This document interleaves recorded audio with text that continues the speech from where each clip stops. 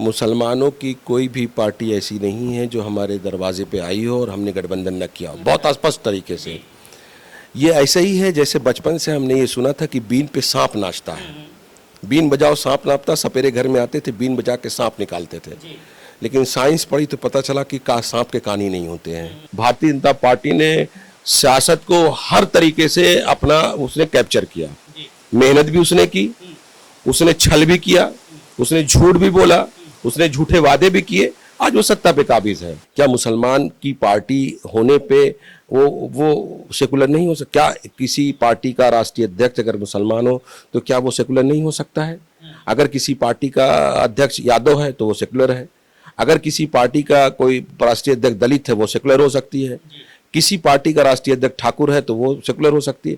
अगर किसी पार्टी में अगर मुस्लिमीन या मुसलमान अगर राष्ट्रीय अध्यक्ष है तो क्या वो सेकुलर नहीं हो सकती?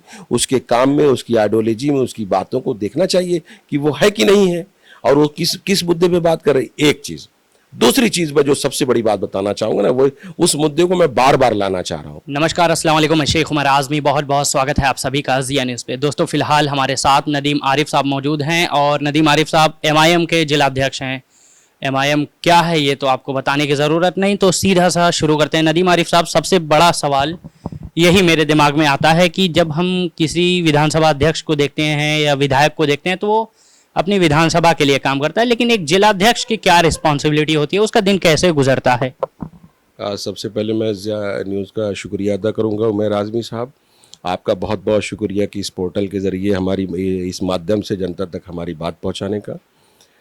आपने ज़िला अध्यक्ष की बात किया। ज़िला अध्यक्ष एक ज़िला का मुखिया होता है किसी पार्टी द्वारा नियुक्त, जो प्रदेश की इकाई को और ज़िला के तमाम विधानसभा अध्यक्ष को एक माला में पिरोने का काम करता है, कनेक्टिविटी का काम करता है।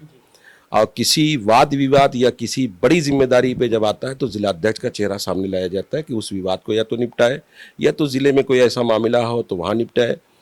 जब चुनाव आता है तो टिकट वितरण में हमको कौन से प्रत्याशी को उतारना नहीं उतारना, प्रदेश अध्यक्ष और वो जो चयनित कमेटी होती है उसके बीच का वो माध्यम होता है। दूसरी बात अगर मैं कहूँ तो कुछ लोगों का ये भी कहना है साफ साफ शब्दों में कि MIM एक छोटी पार्टी है जिसका अभी एकदम नामो निशान खत्म हो गया है, क्योंकि यूपी के विधानसभा चुनाव के बाद सिर्फ एक चुनावी हवा थी जो अब खत्म हो चुकी है और MIM का नामो निशान नहीं रहा और ख़ास मुसलमान ही ठुकरा रहे हैं MIM को।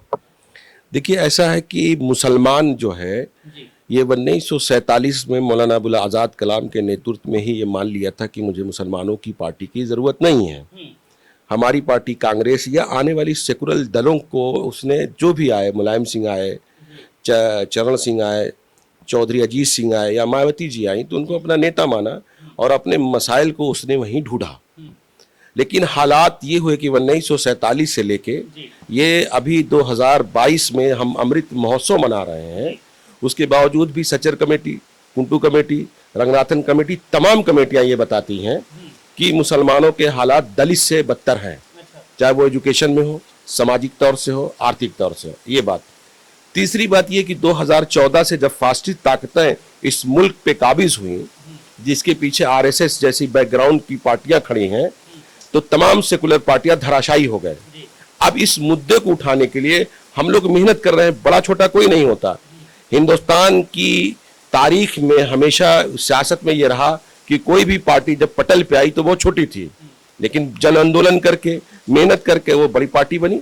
मिसाल के तौर पर मैं आपको भारतीय जनता पार्टी की बात कर रहा हूँ कि जब भारतीय जनता पार्टी ने मेहनत करना शुरू किया 1980 में, उसके पास एक सीट नहीं थी। अटल बिहारी वाजपेयी अकेले सांसद चुन के गए थे, कांग्रेस वाले उनका अट्टहास उड़ा रहे थे, तो उन्होंने भरी हुई आंसुओं से कहा था कि एक दिन ऐसा आएगा कि हमारी मेहनत में हम चरम पे होंगे और हम हंस रहे होंगे, आप लोग रो रहे होंगे।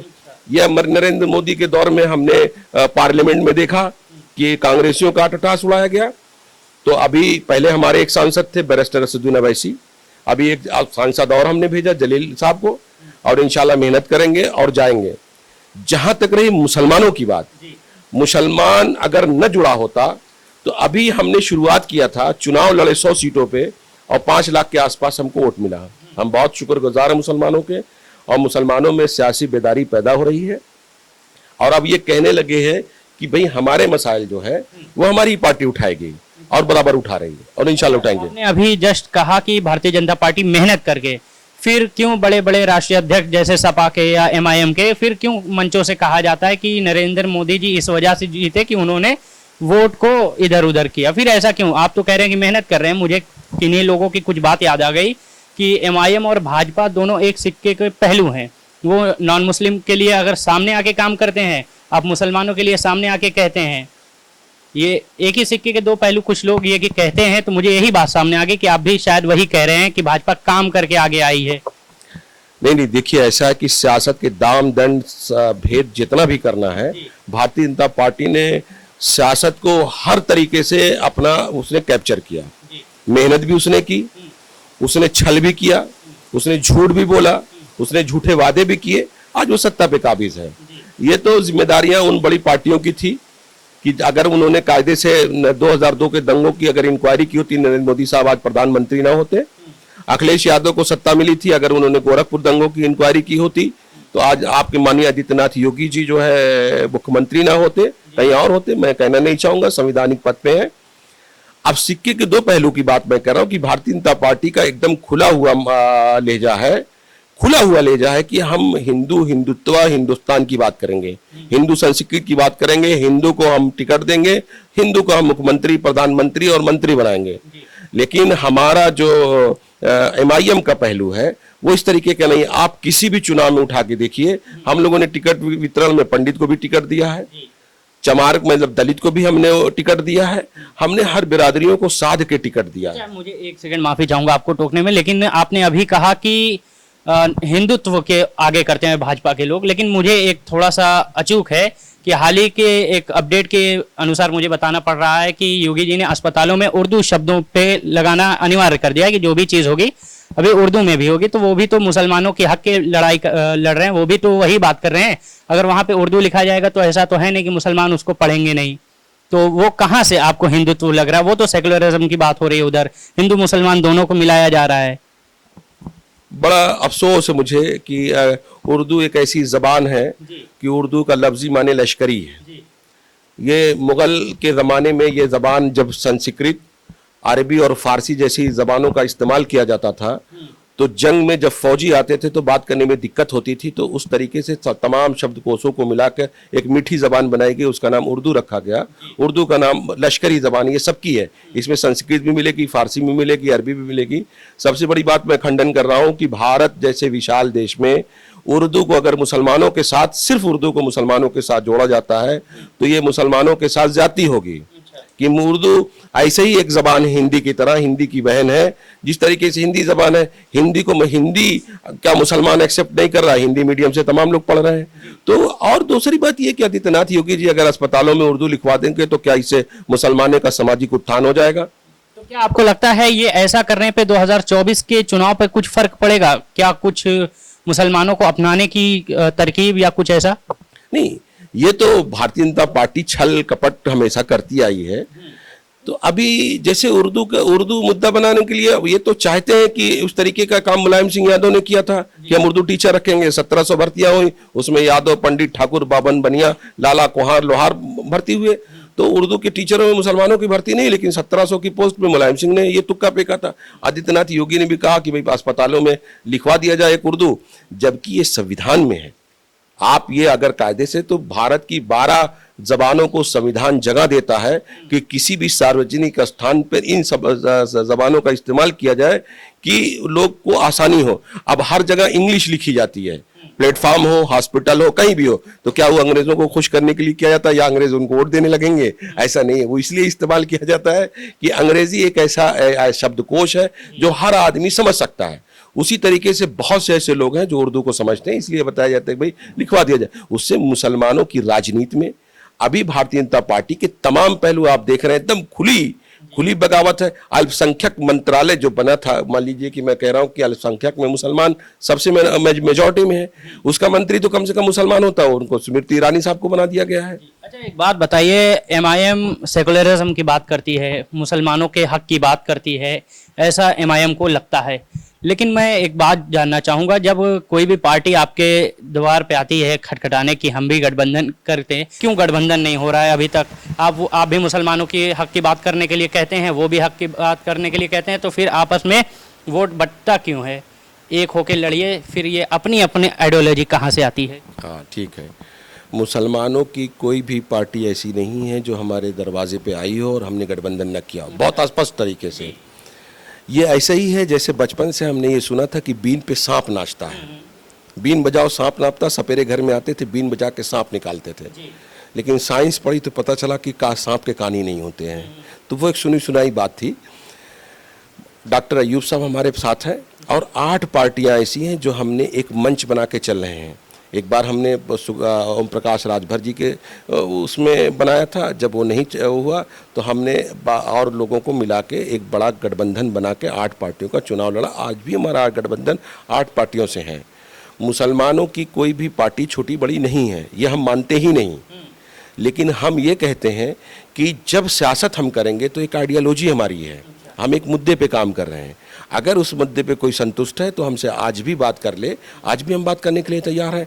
और अगर कोई कहता है कि हमने बात किया है तो मैं खुले मंच से दावा करता हूं कि वो आके, मैं आजमगढ़ से लेके उत्तर प्रदेश की तमाम राजनीति में तमाम मौके पे मौजूद रहा, किसी ने कभी कोई बात नहीं की। इसलिए मैं एकदम साफ खंडन करता हूं कि कोई मेरे दरवाजे पे आया और हमने मना किया है। साफ खंडन करता हूं और चैलेंज करता हूं। मैं चैलेंज करता हूं कि अगर किसी ने बैठ के वाक टू वाक, अगर राष्ट्रीय अध्यक्ष से बात करना है तो राष्ट्रीय अध्यक्ष को बात करना चाहिए, प्रदेश अध्यक्ष से बात करना है प्रदेश अध्यक्ष को बात करना चाहिए, जिला अध्यक्ष से बात करना है तो जिला अध्यक्ष से बैठ के बात करना चाहिए। लेकिन इस तरीके का, मैं एकदम साफ, 2022 मेरे नेतृत्व में चुनाव लड़ा गया, किसी ने कोई इस तरीके की बात नहीं की, कभी नहीं हुआ। तो फिर कुछ पार्टियां ऐसे हैं जो मंचों से कहते हैं कि हमने लेटर भेजा लेकिन रिजेक्ट हो गया, ऐसे ऐसा कुछ? आप मुझे बताएं, अभी आप माशाल्लाह मीडिया से हैं और मीडिया ही एक ऐसा माध्यम आज की डेट में, इलेक्ट्रॉनिक दौर है। आप मुझे बताइए कि आप सरायमीर में बैठ के मुझे लेटर भेजते हैं और मैं उस पर इंटरव्यू दे देता, मुमकिन था? नहीं, मुश्किल। मुश्किल नहीं, नामुमकिन था। इंटरव्यू कैसे हो सकता है? लेटर भेजे, मैं लेटर का जवाब लेटर से दे के इंटरव्यू नहीं हो सकता था। ये बात पब्लिक में नहीं जा सकती थी। मैं आपको एक खत भेजता, ये एक मैसेज था। तो अगर किसी कोई राष्ट्रीय पार्टी है या बड़ी पार्टी या मुसलमानों की बात करते हैं तो उसके राष्ट्रीय अध्यक्ष को राष्ट्रीय अध्यक्ष से टाइम लेके बैठ के बात करना चाहिए। क्योंकि जब हम कोई चुनाव लड़ते हैं तो एक जैसे कोई भी पार्टी है वो अगर बनी होगी, अपनी आइडियोलॉजी बनी है। मतलब इस बात को आप खंडन करते हैं कि कुछ ऐसा हुआ नहीं? हम लेटर को पॉलिटिकल संवाद मानते ही नहीं। हम ये मानते हैं कि समकक्ष जो बराबरी के लोग हैं बैठ के आइडियोलॉजी पे समझौता करें और उस समझौते को हम पॉलिटिकल संवाद मानते हैं। अगर इस तरीके से किसी ने किया है तो मैं उसका गुनहगार हूं, मैं इस बात को पूरी तरीके से जिम्मेदार हूं। लेकिन अगर नहीं किया तो मंच पे ऐसे ही जैसे नरेंद्र मोदी साहब ने 15 लाख अकाउंट में देने का वादा किया है। अच्छा, दूसरी बात मैं जानना चाहूँगा कि MIM एक सेकुलरिज्म की बात करती है कि हम सेकुलरिज्म को फॉलो करते हैं और भीमराव अंबेडकर साहब के दिखाए गए रास्ते पे चलते हैं, लेकिन आपकी पार्टी में ही मुस्लिमीन आ जाता है तो कुछ लोगों को यही कन्फ्यूजन हो जाती है कि जब पार्टी में ही मुस्लिमीन है तो हर दाव पे जो सिर्फ मुसलमानों के लिए खेला जाता होगा, तो इसमें अदर लोगों की बात कैसे होती है? दलितों की बात करते हैं असदुद्दीन ओवैसी साहब, लेकिन कैसे जब पार्टी के नाम पे ही आ जाता है मुस्लिमीन, तो ये एक कम्युनिटी को इंगेज कर रही है ये बात। देखिए, ऐसा है कि कम्युनिटी को इंगेज करने के लिए आप बहुत सी पार्टियां, जैसे शिवसेना है, वो शिवसैनिक है, तो क्या मुसलमान उसमें पॉलिटिक्स नहीं कर रहा है? आपका अकाली दल है, क्या मुसलमान उसमें पॉलिटिक्स नहीं कर रहा है? तो ये मुस्लिमीन लगा देने से क्या मुसलमान या मुस्लिमीन से इतनी एलर्जी किसी को तो नहीं है? क्या मुसलमान की पार्टी होने पे वो सेकुलर नहीं हो सकता? क्या किसी पार्टी का राष्ट्रीय अध्यक्ष अगर मुसलमान हो तो क्या वो सेकुलर नहीं हो सकता है? अगर किसी पार्टी का अध्यक्ष यादव है तो वो सेकुलर है। अगर किसी पार्टी का कोई राष्ट्रीय अध्यक्ष दलित है वो सेकुलर हो सकती है। किसी पार्टी का राष्ट्रीय अध्यक्ष ठाकुर है तो वो सेकुलर हो सकती है। अगर किसी पार्टी में अगर मुस्लिमीन या मुसलमान अगर राष्ट्रीय अध्यक्ष है तो क्या वो सेकुलर नहीं हो सकती? उसके काम में, उसकी आइडियोलॉजी में, उसकी बातों को देखना चाहिए कि वो है कि नहीं है और वो किस मुद्दे पे बात कर रही। एक चीज। दूसरी चीज में जो सबसे बड़ी बात बताना चाहूंगा ना, वो उस मुद्दे को मैं बार बार लाना चाह रहा हूं कि जैसे भारत में बहुत सी पार्टियां, मैं कांग्रेस की बात सिर्फ छोड़ देता हूं क्योंकि आज़ादी से पहले बनी हुई पार्टी है, उसके बाद तमाम पार्टियां जो बनी ना किसी आइडियोलॉजी या किसी न किसी मुद्दे को लेकर आगे आई। भारतीय जनता पार्टी आई, उपराष्ट्रपति से राष्ट्रपति से लेकर पीएम तक जो है, प्रधानमंत्री तक सब हिंदू है। उसके बाद भी हिंदू खतरे में आती, भारतीय जनता पार्टी सामने आई। बहुजन समाज पार्टी आई, दलितों को उत्थान का, माननीय काशीराम ने दलित का नारा दिया, उत्थान में आई, मुसलमान उसके साथ कंधे से कंधा मिला के खड़ा रहा। मुलायम सिंह यादव ने यादवों की बात की, मजबूती से उनको मजबूत किया, मुसलमानों ने अपना कंधा दिया। अगर मुसलमान के हालात इन सेकुलर पार्टियों के छत्र छाए में, 55 साल का इतिहास कांग्रेस का रहा, आपकी कई बार बहन जी मुख्यमंत्री बनी, आपके माननीय अखिलेश यादव मुलायम सिंह यादव बने, लालू यादव नीतीश यादव, इसी तरीके से मैं एक लंबी फहरिस्त देता हूँ। इन तमाम के छत्र छायों में भी अगर मुसलमान की अगर जब वो इंक्वायरी कराई जाती है, सर्वे कराया जाता है, और मेरी तरफ से नहीं, सरकार की तरफ से, सरकार डाटा की तरफ से, तो वो कहते हैं कि ये दलित से बदतर है। तो अगर कोई पार्टी सेकुलरिज्म के रहकर अगर मुसलमानों की बात करती है, एक बड़ी कम्युनिटी को बिलोंग करती है, तो क्या आपको लगता है वो गलत है? अच्छा, मेरा आखिरी सवाल ये रहा, इंटरव्यू हालांकि काफ़ी लंबा हो गया, लेकिन आखिरी सवाल ये रहा कि जब हम आजमगढ़ के उपचुनाव की बात करते हैं तो मेरे ख्याल से पूरी राजधानी, चाहे वो दिल्ली हो या लखनऊ की बात करें, दोनों राजधानी, चाहे प्रदेश लेवल पे या नेशनल लेवल पे, दोनों राजधानी के लोगों की नज़र सिर्फ उपचुनाव में एक ही जिले पे थी, वो है उत्तर प्रदेश का आजमगढ़ जिला। क्योंकि आपके उपचुनाव के दौरान, जैसे विधानसभा के दौरान तो राष्ट्रीय अध्यक्ष खुद आए थे MIM के आजमगढ़ में, लेकिन उपचुनाव के दौरान क्या ऐसी बात हुई कि MIM ना एकदम खिलाफ हो गए गुड्डू जमाली से? ऐसे क्या बात हुई, ऐसा क्या हुआ कि गुड्डू जमाली MIM को छोड़े या ऐसा कुछ? नहीं, गुड्डू जमाली साहब ने चुनाव लड़ा, जब उनको किसी पार्टी ने टिकट नहीं दिया तो हमने उनको, हमारी पार्टी ने उनको टिकट दिया, सम्मान दिया, हमने मेहनत किया, बैरिस्टर साहब आए और माशाल्लाह 30-35 हज़ार जो भी वोट पाए। और जमाली साहब बहुत अच्छे इंसान है, वो चुनाव लड़ रहे थे। आप मुझे बताइए कि कहाँ उनके खिलाफ थे? हम लोगों ने तो उनके, मतलब ये कि अगर हम ये नहीं कह सकते कि पक्ष में थे, तो हमने कहीं मुखालफत तो नहीं की गुड्डू जमाली साहब की, कहीं नहीं की। और दूसरी बात यह कि अगर उन्होंने दल बदल लिया, अगर उन्होंने बदल लिया, तो हम भी पॉलिटिक्स करते हैं, हमारी एक आइडियोलॉजी है। आप अगर दल बदलते रहेंगे तो ये तो नहीं है कि आपके साथ हम जुड़े रहेंगे, ऐसा नहीं है। लेकिन वह अभी क्या हुआ कि 2022 का चुनाव हमने बहुत मेहनत से लड़ा था और जो रिजल्ट था वो नहीं आया, तो इसलिए हम उपचुनाव में हिस्सा नहीं लिए कि अभी हमको अपने संगठन पे और चीज़ों पे मेहनत करना चाहिए। हमने किसी का ना पक्ष किया था ना विपक्ष किया था। जमाली साहब अच्छे इंसान हैं, उनको लगा होगा कि बहुजन समाज पार्टी में जाने से वो चुनाव जीत सकते हैं, तो भाई उनकी मर्जी थी, उसमें हमारा अख्तियार था नहीं। लेकिन जब हमारे यहाँ आए थे तो हमने उनको गले लगाया, उनसे जो हमसे मोहब्बत हो सकती थी हमने उनके लिए किया। अब फिर आगे देखेंगे इंशाल्लाह। बहुत शुक्रिया नदीम आरिफ साहब, आपने इतना समय दिया। और हमारी बातचीत अगर आपको भी पसंद आई तो इस वीडियो को ज़रूर शेयर कीजिए। और बहुत बहुत शुक्रिया आपका देखने के लिए ज़िया न्यूज़।